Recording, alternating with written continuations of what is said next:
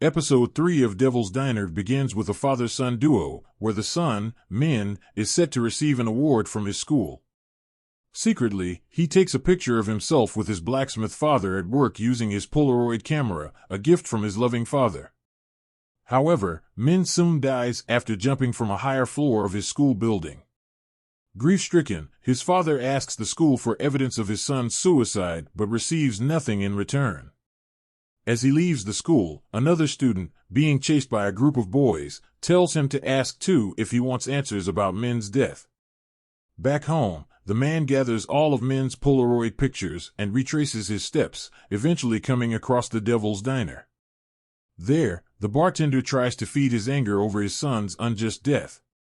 The man returns to the school, demanding answers, but is thrown out.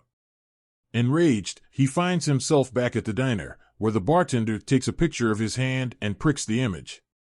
Immediately, the man's palm begins to bleed in the exact spot where the picture had been pierced.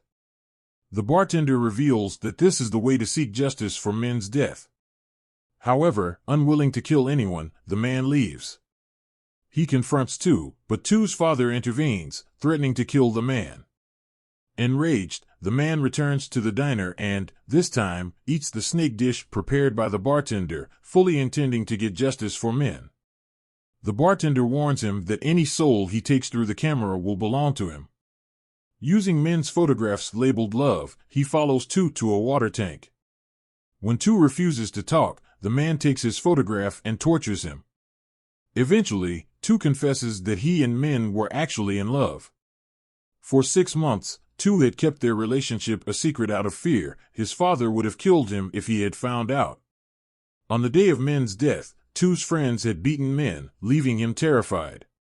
Later, consumed by heartbreak, Min jumped from the upper floor of the building to his death. As Min's father leaves, Tu, overwhelmed by guilt and grief, snaps his own neck using a Polaroid photograph of himself. The man returns to the diner, begging the bartender to revive Tu, but the bartender refuses.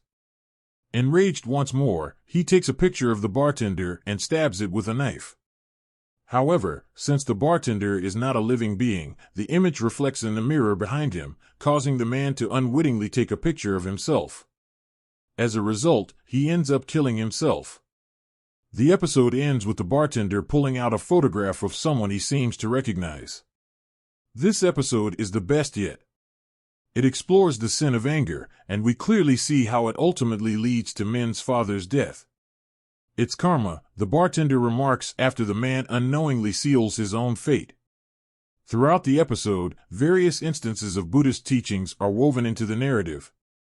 The episode also sparks thought-provoking discussions about justice, whether it is merely a civilized form of vengeance or if true justice is, in fact, forgiveness. These themes seamlessly blend Vietnamese culture with the show's horror elements, making each chapter more than just entertainment. Additionally, the bartender's character becomes even more intriguing. It appears he is bound by some unseen force, compelled to carry out the devil's sinister deeds behind closed doors. Interestingly, he remains an ambiguous figure, both a spokesperson for the devil and a commentator on the story, offering insight into its deeper themes.